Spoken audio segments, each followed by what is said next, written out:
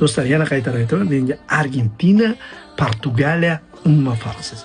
Umuman farqsiz. Men oldingi qarashlarimni aytib o'tganman. Messi 2 karra jahon chempioni bo'ladimi? Umuman chempion bo'lmaydimi? Men oldindan o'sha 18-yili kim kuchliroq deganda aytib bo'lganman. U paytlar hamma Ronaldoni aytardi.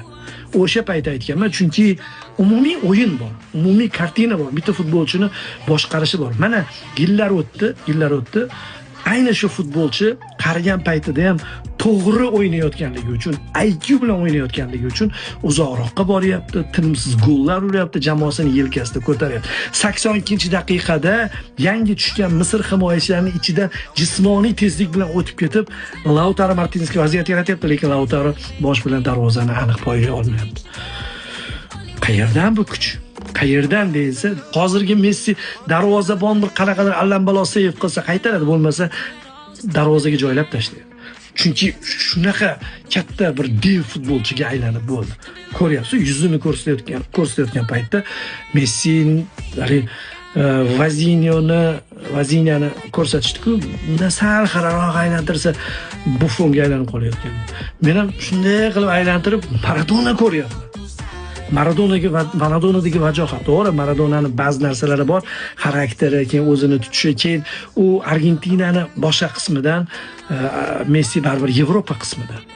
Haqiqiy Janubiy Amerikalik ota-bobolari Diego Armando Maradonani. Umuman o'zini ko'rsangiz ham, boshqasini Yevropani qoni deyarli yo'q bo'lsa kerak. Mahalliy aholi. Messi unaqa emas, Messi Yevropadan bo'lgan. Argentinani bilasiz, asosan o'sha Ikkinchi jahon urush payti juda ko'pchilik ko'chib borgan joy hisoblanadi. Bironta qora tanli futbolchi yo'q. Shuni aytyapmiz. Messi bugunning o'zida Mbappedan ham, Klozedan ham o'tib qo'yaman deyapti shekilli. Qo'rqinchli Leo hat-trick.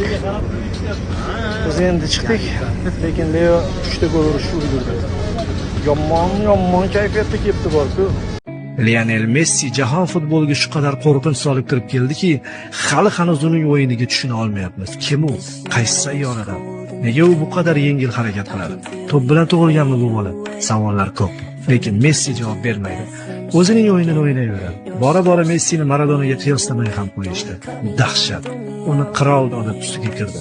10 yildan buyon har hafta yuksak sport formasida ko'ramiz. Har hafta u Maradona va Zidanlar davri o'lchovini buzib tashladi. Barqarorlikning cho'qqisi qanday bo'lishini ko'rsatib berdi u. Messi maydonda amalga oshira olmaydigan biror bir ish yo'q.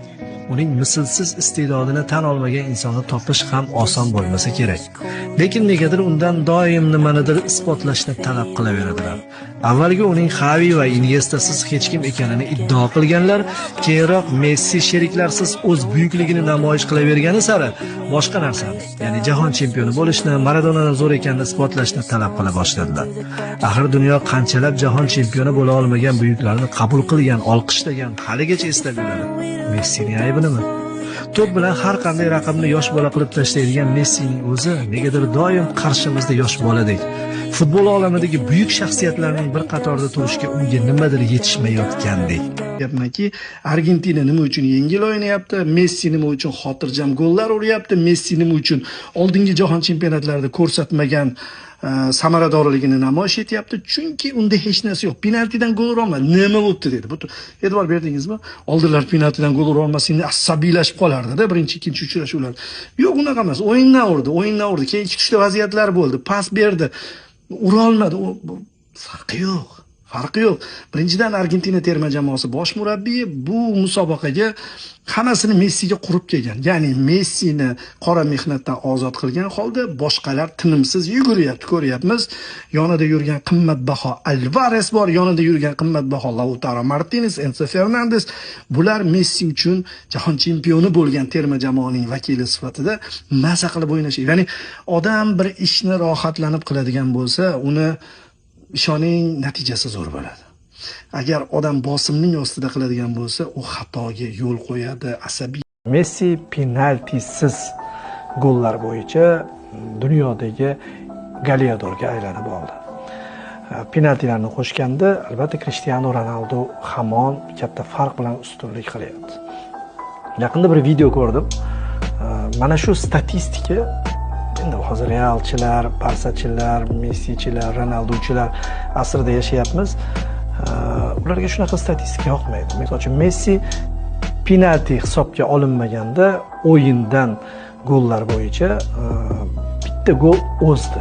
Ya'ni dubli bilan, birinchi goli bilan yetib oldi. Ronaldoning gollari soniga 760 ta qildi, keyin 764 ta qilib turib o'tib oldi. Buni hech qanaqa yolg'on joyi yo'q. Hech qanaqa bir quloqdan tortib aytilayotgan statistika emas, nimagadir og'ir botadi. Teskarisi ham shunaqa bo'ladi. Ronaldo haqida bir yaxshi statistika beriladigan bo'lsa, yana bir 50 ta, 100 ta odam chiqib ketadi. G'alati. To'g'ri, hech qanaqa xulosa berilmagan raqamlar bilan ifoda etilgan postlarni ko'tara olmaslik menga juda g'alati tuyuladi. Mayli, bu muxlischilik.